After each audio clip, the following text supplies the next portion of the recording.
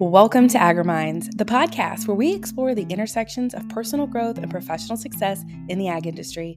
I'm Kacee, your host. Thank you for joining me as we dive in to the different strategies and insights that will help you level up your life and career. From mental health to leadership development, we're going to cover it all. So sit back and get ready to grow with AgriMinds.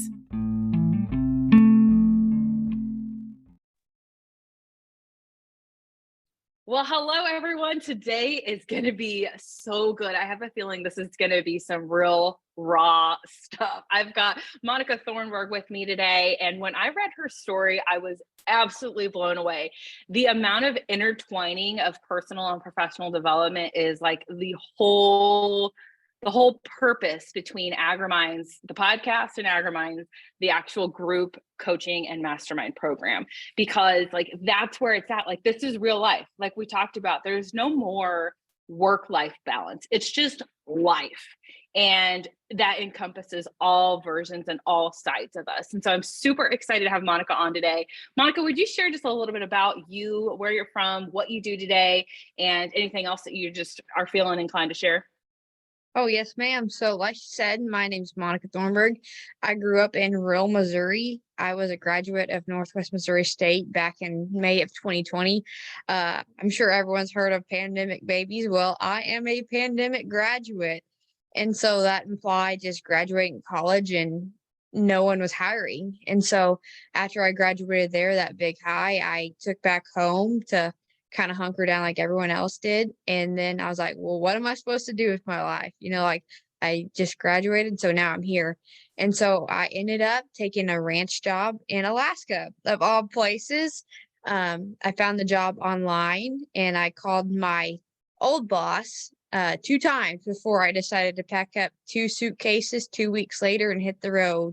I ended up working up there for about 2 years' time on and off. And that's really where I became a person, I guess. It's not a person, but that's where I found out who Monica was and just had so much personal development.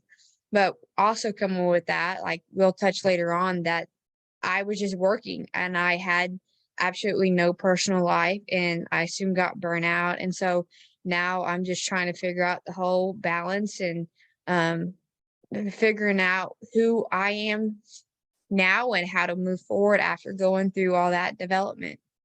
Wow. Okay. First of all, Alaska is a heck of a lot different than Missouri. We lived in Columbia, Missouri for about 4 or 5 years, and it's very different than Indiana, which is where I'm from. And so I can't imagine what was going through your mind as you packed up and went to Alaska to work on a ranch. And like what was just the feelings you were facing, the things that you were, like kind of like trying to wrap your head around, especially coming straight from college. Like, if I look back on where I was when I was like 21, 22, and just trying to figure out, like, what am I going to do with life? Like, I went from Southern Illinois, from where I went to school, back to Indiana to work on the farm. And I started realizing, like, this isn't at all how I thought my life was going to go. Like, I thought I was going to go get a degree in agriculture, come back to our fourth generation row crop farm, and have all the answers that my dad and my grandpa had been waiting for. And turns out, like, that is just not how that goes. And so I had to go to town and get a real job, which eventually moved me out to Missouri. But how in the world did you go from like, okay, this is what I'm going to do, I'm choosing to make this decision and I'm going to go. I've never been to Alaska, I don't know anything about it, I'm young, like I've not actually really stepped into the real world, like you said, like I'm finding out who I am for the first time, really. Walk me through that whole experience.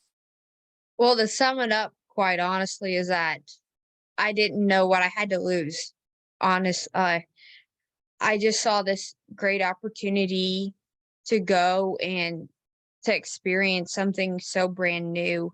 What was going through my head was just a whole lot of ignorance, if I'm being honest.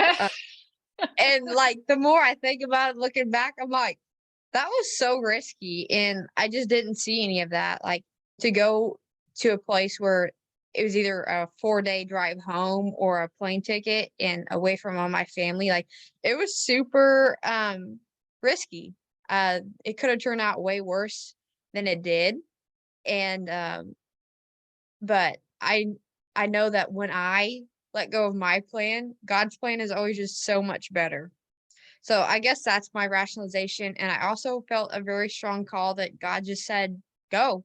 I was like, okay, God, I'm going. And yeah, he used it. Okay, so one of the things that we focus on within the Agriminds Mastermind is this thing called Working Genius. And what it does is it's an assessment that helps us really put a language around why certain things get us excited and why other things get us really frustrated. And it's that same kind of thing of like, I don't know why, but I just feel more inclined. There's not really any logic behind it. There's no science behind it. It's just the way that you're built and the internal wiring that you have. And so I completely understand what it's like to just be like, I know this makes no sense to anybody else, but this is just what I am feeling inside. Like, this is what makes me happy, or this isn't. And it's completely different than what somebody else may experience, but you just have to trust your gut. And I think that's like the biggest life lesson that I've had lately is it's like I've tried to mimic footsteps from somebody else and like follow in the path that they've gone down because that's ultimately where I wanted to end up, or so I thought. And so I'm trying to follow the exact steps of somebody else. And all along, I'm feeling like, I don't know why. I'm just not enjoying this the same way I thought I was going to. Why did they look so happy? I'm following the same path that they did. So walk me through what that was like of like, this doesn't look like anybody else I've ever done. I just am feeling this tug, this feeling like this is what's exciting me. This feels right to me. And it's something I can't explain to anybody else, but I know that that's what's right for me. Walk me through how you overcame maybe some fear, or like, did you have this conversation with family or friends and they're like, you're nuts, Monica? Like, what did that situation look like? Or was everybody like, yeah, this is great. Go off and do it. Whatever makes you happy. Well, I didn't tell my parents after I bought the ticket. Like I gave them 2 weeks notice and I was like, Oh my God. well, mom, dad, like I sat them down at the table. I was like, well, mom, dad, I got a job. And they're like, well, congratulations. And I was like, yeah, thanks. They're like, well, what is it? I was like, well, I got a ranch job. And you know the disappointment. They're just like, oh, like a ranch job. And I'm like, yeah. And they're But like, wait, there's more. and it's in Alaska. And I'm kind of a jokester, just kind of always messing with them. They're like, no, it's not. I'm like, yeah, and I leave in 2 weeks. And so um they were just kind of like trying to comprehend it all. And they're like, well, they knew that it was my decision to make and that I had to go and make it and make it what it was. But also they knew that my passion is agriculture and they knew that I had to pursue that and just see where it led me. And so there was a lot of people that were like, what are you gonna go ranch? Penguins? And I was like, well, no, like it's cattle and I'm not gonna live in an igloo either. But yeah, that's just kind of what was going on in my head. That's so How cool they because took I think we all do kind of like stereotype or assume certain things about stuff that we are not super familiar with. And yeah, I mean, if I think about Alaska, I don't think about a cattle ranch, to be honest with you. And so I think it's so cool that you stepped into something so unknown and was just like, I'm just going to go. And I think it's interesting to hear you say like, I didn't really know what I was getting into. Like, I just was going because that's what felt right. And I think so many of us, especially as we get a little older, we get a little bit more logical and like, really, this doesn't make sense because family, because bills, because XYZ. What are people going to think? But almost like you being younger, not that it was an excuse, but it was like it was perfect for you, right? Like you didn't know what real life looked like. So you took advantage of something before you had a spouse and kids and a mortgage that you had to consider in taking this risk. Like, so I think it was really cool. And like, if I looked back and we're going to give people advice of like, this is what I wish I would have done, I would have lived it up a little bit more when I was in college. Like, to be honest with you, I never went out and did all the things that most college people did. Like I wasn't a big drinker. I liked to be in bed at like 8:30, 9 o'clock, and I still do. I'm a 70-year-old woman and I own it. Like it's just who I am. And I'm fine with it. But I can day drink at 3 p.m. like a boss. So, that's just who I am and I own it. But if I look back, I'm like, man, I wish I would have gone on that trip. I wish I would have taken that job. I wish I wouldn't have been so stinking logical and responsible and wondering what everybody else was going to think about me doing something that looks maybe irresponsible or maybe super risky. So I think that's really cool that you did it. And I love that you're open and honest about like, yeah, it was a little scary, but I didn't share that information with people because I didn't really want to get talked out of it, probably, right? Like, I think that's what a lot of people, their advice is like if you're gonna do something, if you're gonna have a business, if you're gonna make some kind of career move, if you're gonna do something that's kind of large, like don't go and talk to people about it, because if this is really what you want, they're not going to understand it and they may talk you out of it or give you an opinion or make you second guess yourself or make you feel shame or guilt or embarrassment. And so I think that that's so cool and that's so mature. But talk me through a little bit about like what happened next. So you went to Alaska, you spent some time up there. Walk us through what that was like and then what happened after that. Yeah. So I got up to Alaska and we just started working. We were in the middle of hay season. I got there August 15th of 2020, I do believe. And so, like I said, just getting ready to hay and trying to put up 5,000 bales because there's a long winter up there and we had a lot of cows to feed. So we were just working, and I was working up there for about 2 months or so when my old boss approached me with the idea called the Great Alaskan Cattle Drive. And if you've heard of it, thank you. Like we were trying to advocate for agriculture in the state of Alaska because, as you mentioned before, not a lot of people think agriculture and Alaska go together. And so we had this idea of driving 100 cattle, 300 miles across the state of Alaska to raise awareness. And we did it, like it didn't turn out how I thought it would. But it turned out better in a sense. And so after we were developing that idea, it didn't end up working. No one expected the pandemic to span across 3 years' time. And you try creating a business around tourism and have 3 years of no income. And so it ultimately failed to take off. And so that was hard. And it's still something that I struggle with, if I'm being honest. I think about what could have been and how cool my life could have been if I would have just worked harder or worked harder. I put in or air quotes because I thought that it was me and it was my lack of effort, but also there's things that I can't control.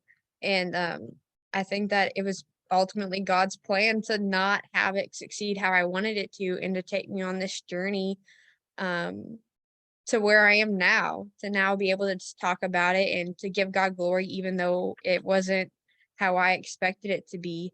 And so now I'm working and living in Utah, and I have a agriculture communication business to raise awareness of agriculture in the entire United States and working with companies to better expand their reach and their market potential and just to bring agriculture into urban communities. Do you feel like this is your thing? Like this is what you were called to do? Like, did you finally find like your spot? I think I'm getting there. And it's definitely something I've been praying on, just asking God, like, God, put me in my purpose. Like, I've lived out things that I've prayed for, and ultimately they are unfulfilling. And now I'm like, okay, God, like, let's just skip to the part where I'm not pursuing things that Monica wants, and I'm pursuing things that God wants for Monica. And Mhm. ultimately, it's just so rewarding to know that I'm able to pour into people and I'm able to be that leader that helps people develop their skills and get them to where they want to be, and also find such rewarding work that it doesn't matter like how much money I make or um, it's a great spot to be in right now. Do you think, okay, so let me back up. the whole point of like ag reminds and my role is to help people do that same thing of like, you can pivot out of the role that you're in now. You don't have to stay doing what you're doing just because you've been there 10 years. You don't have to pursue a career just because that's what you majored in. Like, it is okay to change your mind. If you're feeling a tug to do something different after 30 years, or like, this is what I wanted to go to school for, and now I'm halfway through and I'm realizing like, I don't want to be a vet. I want to do whatever. Like, it's okay to change your mind. And like, I just love when people have that realization, because I think it's so important, especially within ag. We're worried like, well, I've poured my heart and soul and blood, sweat, and tears into this. Like, what do you mean I have to do something different? Or what do you mean I'm getting called to do something completely different or unknown or out of my comfort zone? Like, what are people going to say? What are people going to think? What if I don't like it? What if I, do it wrong? And I love that people have that realization and they're okay with talking about it and admitting like, things didn't go the way that I set out to go or do, but I'm here and I'm pursuing what I feel like is the right thing for me right now in this season. And I love that. And I love that you're so open about it and just kind of like prioritizing what makes sense for you right here, right now. Yeah, and if I may add, like, I've always just kind of gone to the beat of my own drum and not really worried about what other people think. And but yeah, I think especially right now in the world and in agriculture overall, you see a lot of job openings and a lot of jobs that just don't go filled. And so, um, why do you want to stay at a place that has bad culture and that's not feeding into you and not valuing you as a person? Or I was talking to a friend this morning and he was like, you see teachers not getting the time or not drinking water because they don't have time to go to the bathroom. Like, we as people don't have to put up with that culture anymore. Or you hear people saying that, oh, I wish I was born 20 years ago. And I'm like, hey, like, Americans, wake up. Like, we have the power and the ability to make culture go back to that. We don't have to be Mhm. subject to all these things of the world or these things that are coming at us. Like, we can say no, like, you don't have to just go along with it. And so, but I get caught up in that sometimes too. I start heading down a path and I'm like, I'm just toiling and I'm just working constantly. And I'm like, okay, like, Monica, like, that's not what you want to do. So why are you spending all this time and this effort on something that ultimately isn't what you even want to do in the first Mhm. place? And so there's just always just this time of reflection that I'm like, okay, like, is this going to add to where I want to be in a year or in 5 years, or ultimately what I want to do with my life? Because there's not a lack of work in the world, but there's so much we can do. And so make your work worthwhile. Like, Mhm. you can't just take a 9 to 5 job because that's not what everyone's meant to do. Like, there's a sense of security in it and there's a sense of stability.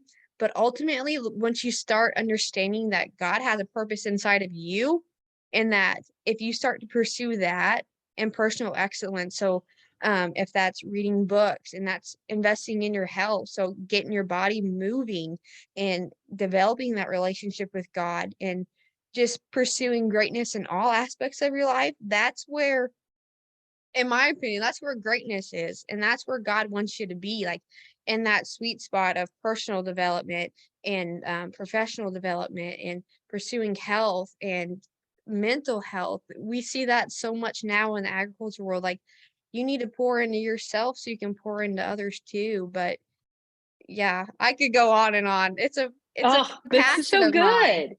And I love, okay, so I've been using the verbiage of the crossroads between personal and professional development, but I think you nailed it when saying like finding this sweet spot. Like, Mhm. what's the right amount of this and the right amount of that? So it's not necessarily like right in the middle, right? Like, when I spoke at a conference about work-life balance and how it relates to our mental health a while back. And one of the things I talked about, like, when I think of work-life balance, it's not an equal balance of all the things all the time.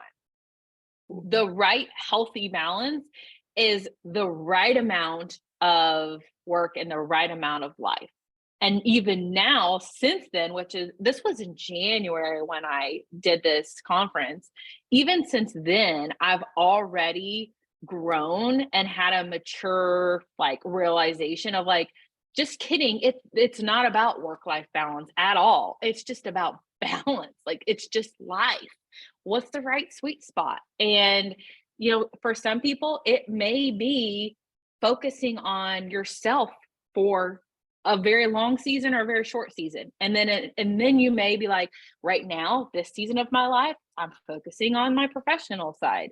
And there's no right or wrong answer. It's just identifying what works for you and living in that, not what's working for somebody else. And I'm going to try to mimic that. And I think that's huge. And I think all of those versions, all of those aspects, all of those areas of you are all equally important.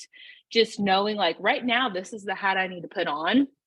And those other hats, I can't wear all of my hats at the same time because like ultimately I'll snap underneath the weight of it all, right? Like I cannot wear all of these hats, but I am intentionally choosing to be right here, right now. And I'm putting this hat on because this is where I am. And I remember one time, like I picked my son up from school. We were on our way home and he's like, Mom, can we go to the park today? Which keep in mind, like we live out in the middle of nowhere, north of town, and any kind of park is 15, 20 minutes south of the town. And so it's like in a completely wrong, different direction. He's like, can we go to the park today? And I'm like, we live in the middle of nowhere. Like you have 25 acres that you can just run around and do whatever you wanted on. He's like, but I wanted to go to the park. And I'm like, well, honestly, like we need to go home because there's stuff I need to get done. He's like, oh yeah, you've got work to do. You and Dad both have work to do tonight. And it just like, it sucker punched me. And I'm realizing like in that moment of like, why am I working? Like, what am I getting all of this stuff done for? Why do I need to pick the house up and get everything in order? Why do I need to grind and work late tonight? Why do I need to get all of these things accomplished in this amount of time? And it was because I want to provide for my family, because I want to be able to spend time with my kids, because I want to be able, and it's just like you're working your butt off so that way you can spend time with your family someday.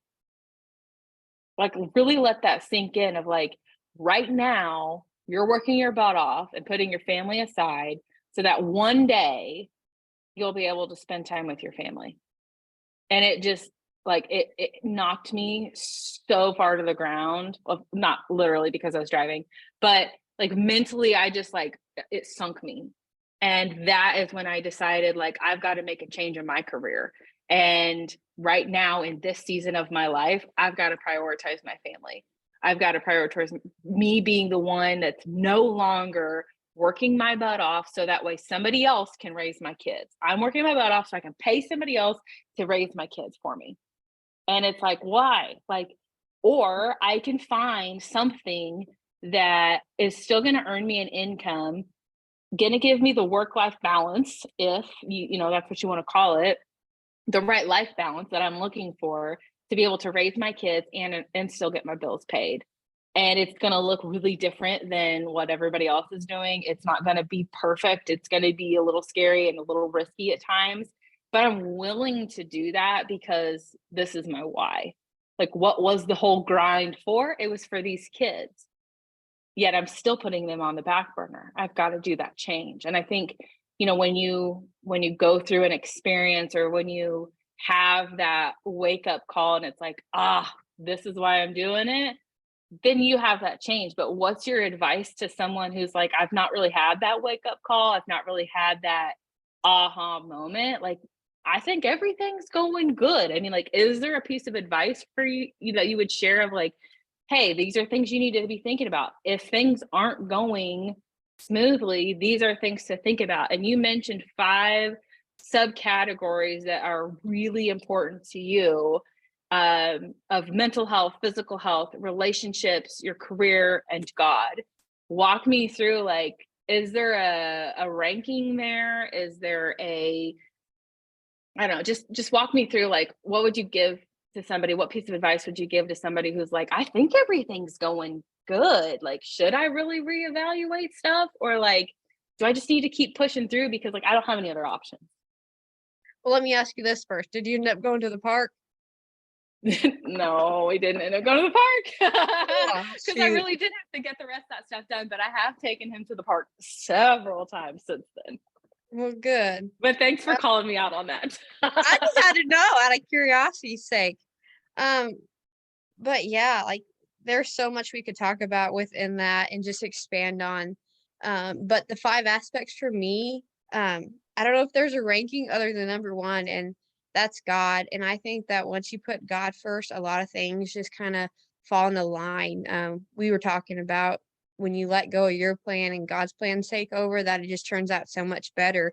And I think you're living that right now in your life, is that you gave up all this, but God's giving you all this, and so it is scary to get rid of that safety and security and step into to new things, but it's also pursuing more than just money. It's pursuing your purpose, and it's pursuing just things that light you on fire, and it gets you excited for life. But to answer your question, God's number one, and then I like to put people and relationships second. Uh, I've been down that path of just working and pursuing just career because I wanted to make a name for myself. But in reality, like making a name for myself was limiting my impact and my ability to love people well. And so then I was like, okay, gotta come back to that cross section. And so I also want to pursue like physical health, because I now have a little nephew that I have to chase around, and I want to make sure that I can do that for my kids. But not only that, like the exercise benefits to your health and your mental health are so intertwined. And so once you just start investing in yourself and investing in your health, and um it really just bred a confidence in me that saying, okay, I showed up for myself yesterday. I'm going to do it again today. And the dopamine, I don't want to get into all that because I'm not going to be accurate about the different hormones, but I just feel better. And when you feel good, you can get good out. And so that's why I'm pursuing good physical health too. Um, and then like just putting good things in your body, so eating well too, like that has so much to do with your mental health, and people don't even realize like how small diet changes or even going on a 20-minute walk can be so beneficial to your health. There's Japanese studies how the whole country of Japan, they were trying to just get people outside, and it's healing. Like there are such healing benefits to getting outside in nature. And so I love being outside, so I have no problem against it. But just go outside, go get on a walk, connect with nature, talk to God while you're walking in nature. That's a double whammy. But um my advice to anyone, if I don't even know if I'm able to give advice, but just take that step back from what you're doing, and is this worth it? Is what you're working towards worth it? Like in 20 years, are you going to be happy with where you're at? And you're going to look at your life and be like, okay, like, yeah, like I pursued the things God wanted for me. And another side point is that you said, that you're like, what am I building all this for? People, you were putting off your family to have a relationship with your family in the later years. But also, I think so many people work to retire and they fail to live now. And that's one thing that I don't want to do. I don't want to be 80 and start traveling the world or start living my life. Like, I want to do that now. And I want to pursue, or I want to go see the things, because ultimately seeing Alaska and getting outside of Missouri, outside of what people thought that I should do, that's where um, I developed such a character and developed who I am outside of this box. And so go go do something crazy. Uh Within reason, okay? Don't come sue me if something happens. But There's the disclaimer. disclaimer, yeah, small disclaimer, but just go see things, experience life, because it's not waiting for you, you know. And sure, don't wait till you're retired to start traveling and start living. Like live now. Like, even if it's a small thing like going outside or going for a walk, but life's too sweet and too good to just keep putting it off. Oh, that is so powerful. That reminded me of another thing. So I've done some major like mindset shifts lately. And, so my son's going to be 7 in June. And I just, like I'll read him a book or he'll read a book. It just depends on the night right before bed. And he's always slept in his own room. Like we never like let him sleep in our room or anything when he was a baby, but he always would say, will you lay with me for a minute? And so like my husband and I would lay with him until he falls asleep, and then we get up and go to our room. And half the time my husband ends up falling asleep in there and midnight comes rolling in. But, the other day I was like, no, I'm not going to lay with you tonight. Like I got to get some stuff done. And, we had been running around and doing stuff all weekend. So I didn't get any laundry done. There were still dishes I wanted to do.